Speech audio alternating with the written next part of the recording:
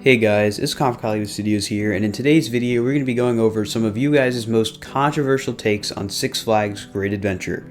Recently I posted a questionnaire on my Instagram page at Hollywood_studios, and these are some of the things that you guys sent in. If you guys enjoyed this video, let me know down in the comments and I'll continue to make more episodes of this, because it is pretty fun to look at some of these wild takes and give my thoughts on them. But first, let's start off with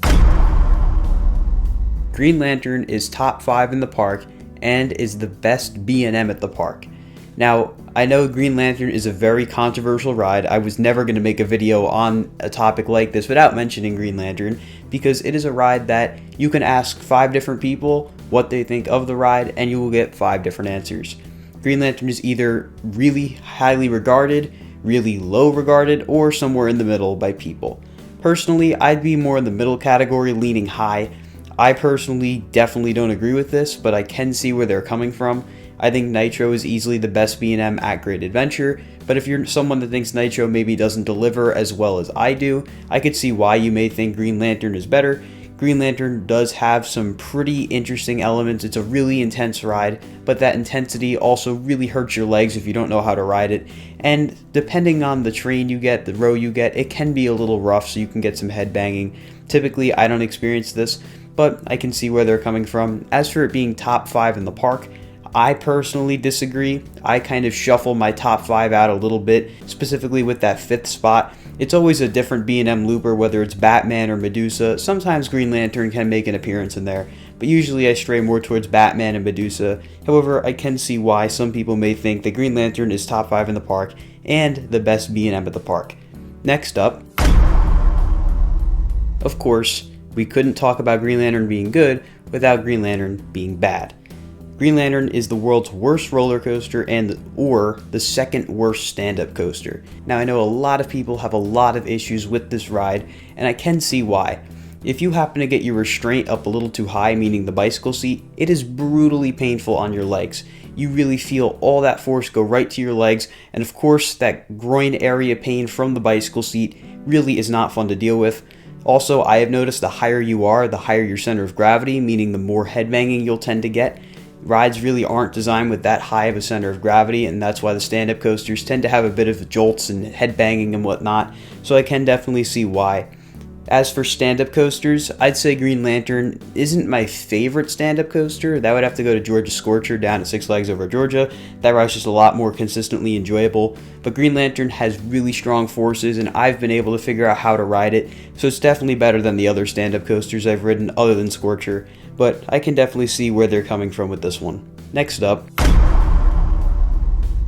sometimes I definitely can see where someone can be coming from with this. Kingda Ka, especially this year, if you haven't watched my video on why I think Kingda Ka is running better than ever in 2023, I'll leave that down in the description below. You can watch that after this. But Kingda Ka has been running really good this year, and it definitely does seem like it's one of the best coasters at Great Adventure.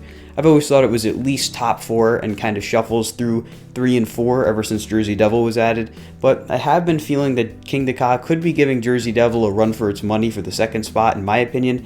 However, I don't think Kingda Ka will ever top El Toro. El Toro is just an unbelievable ride, and Kingda Ka for me just can't touch it. But if you're not a fan of El Toro's ejector airtime and the fact that it does have a little bit of a bite to it, you definitely may prefer Kingda Ka to El Toro, and that's perfectly fine. El Toro is a really good ride, but Kingda Ka is an absolute adrenaline rush from start to finish. It's a really good ride, so I then definitely see why some people may think that Kingda Ka is number 1 at the park. Next up, this is one I actually do agree with, however it does depend on what your definition of a thrill coaster is. Superman is a ride that I've always thought has so much potential to be a really good ride, but it is more or less just a really dull ride with 2 great elements. I think the drop is pretty cool, it's a good start, and of course the pretzel loop is absolutely amazing. That is one of the best elements in the entire park, and I stand by that statement.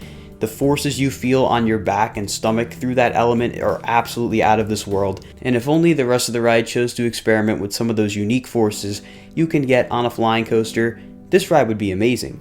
However, the rest of the ride really doesn't do much of anything. It's just a bunch of bank turns, which are fun, but at the same time, having ridden Manta and eventually Tatsu at Six Flags Magic Mountain, which are much better flying coasters.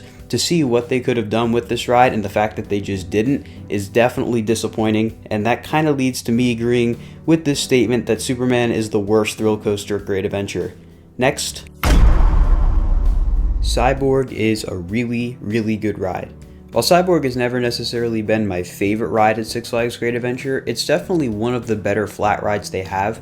I know everyone was pretty underwhelmed when it was first opened because it didn't do what people were expecting it to do. The animation made the ride look absolutely awesome, and it's not necessarily as crazy on ride as you would expect it to be. However, it really does pull off some really cool maneuvers that cannot be found on any other ride.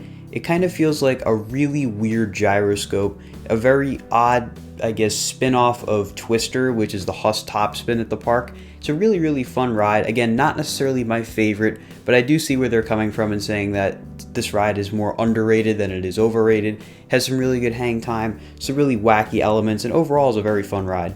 Next. Log Flume is a top 5 ride at Great Adventure. Personally, I don't agree. However, as far as water rides go, Log Flume is definitely a fun one. It definitely shows its age, but that's great because it's a classic, and I love classic attractions.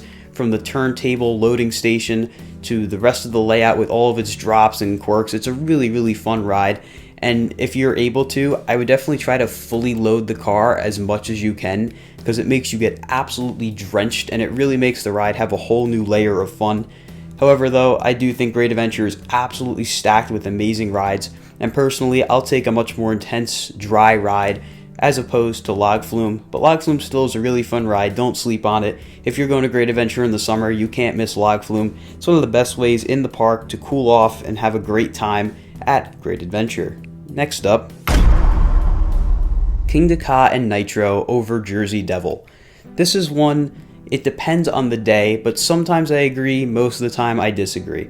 Jersey Devil, when it opened, was definitely not the best in 2021. It was running kind of slow, it hit the mid-course pretty hard, and it definitely didn't reach its full potential.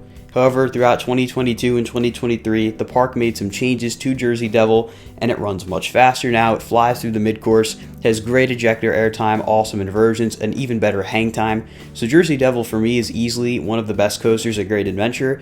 Like I said though, Kingda Ka is definitely giving it a run for its money this year. It's just running so good, and Jersey Devil's 58 miles per hour has no match for Kingda Ka's 120 plus miles an hour. Nitro, on the other hand, is another ride that is very temperamental. When you go on a cold day when it hasn't really warmed up, the ride, in my opinion, doesn't really do much. It gives very weak floater airtime, and then the helix is always very good. It's pretty much a guaranteed gray out moment for me. After that, though, the ride is very hit or miss depending on how hard the mid-course hits. But on a hot summer day, or even just a relatively warm spring day, this ride is really good. It has floater airtime on every hill in the first half, the helix is amazing, and the finale, as long as the trims aren't hitting too hard, which from my experience in 2023 they have not been, it's a really good finale full of floater and ejector airtime. Nitro is a very fun ride, however, I don't think Nitro or Kingda Ka can quite stack up to Jersey Devil on the majority of days. And finally, our last controversial take of the video is... Now, this is something that could probably get a whole video in and of itself. Personally, I disagree with this statement, though I say that for now because in the future I may agree with it.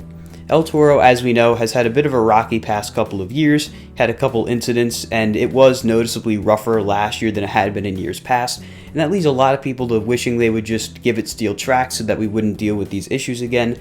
However, knowing what Intamin can do with the prefabricated track, although I haven't ridden it when it was at its prime back in 2006, I've heard testimonials from those who have, and to know that it was smoother than a steel coaster when it first opened, that tells me that as long as they refurbish it and keep it maintained properly, it can definitely stay as smooth as a steel coaster. That's not to say Great Adventure isn't properly maintaining it, that's not what I mean at all.